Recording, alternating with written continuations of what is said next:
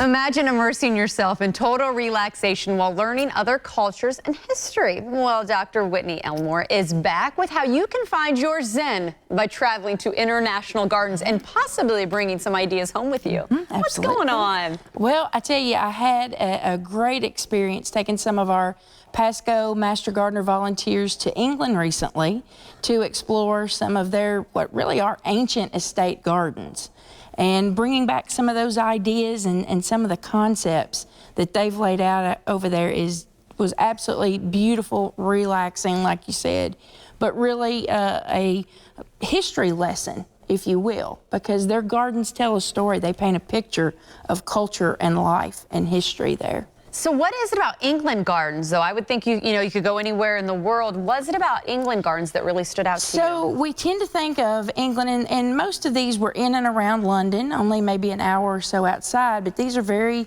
ancient estates, some of them with moats and castles. I mean, this is Hever Castle there. That's where Anne Boleyn grew up as a young child.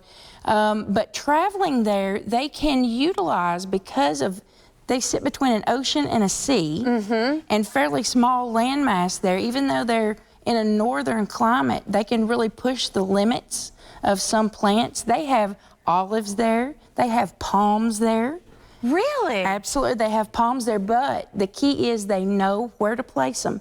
It's all about putting the right plant in the right place, and they can push the boundaries that sometimes we're not able to push here in Florida, especially with some of our more temperate plants. I've heard you actually use that line before, talking about making sure plants are planted in the correct Absolutely. spots. And you know, with these gardens, it tends to look like this stuff has been there forever, and a lot of it has been. Some of these trees and shrubs are hundreds of years old, were planted by kings and queens. Oh, very cool. And so they were very adept at being able to look forward in time and see what they wanted that landscape to look like. And they were very conscious about putting the right plant in the right place. That's something we don't always do so well here in Florida, and it causes us to have a lot of problems then down the road with disease and health issues, or the plant's just not functioning the way that we need it to. And this is something we really can take back from other cultures, especially a place like England, and apply here. Looking at the mature width, the mature height of the plant. Does it want to be in full sun or shade? And giving it the environment it wants. And sometimes, just because it might look pretty to us doesn't mean it's where we need it to go for it to be successful and healthy and get hundreds of years old. Wow. You know, just looking at some of the pictures there, you can really tell that the plants and some of the trees actually complement the architecture. Absolutely. They are very conscientious about forming these plants with very careful pruning and horticultural techniques. There's an olive tree picture there, and I mean olive, a Mediterranean plant growing in London, okay?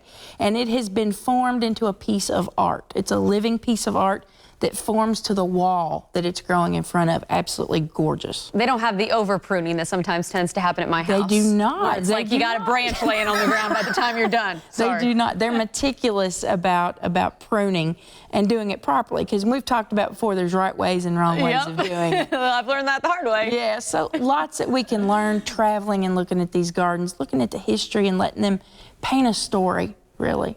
Anything in particular, looking back on your trip, that you would want to go visit again? Like a to-do list for people out there if they do want to travel? Kew Gardens. Yeah. Kew Gardens right there, kind of in the heart of London. Gorgeous estate, been there many, many, many years.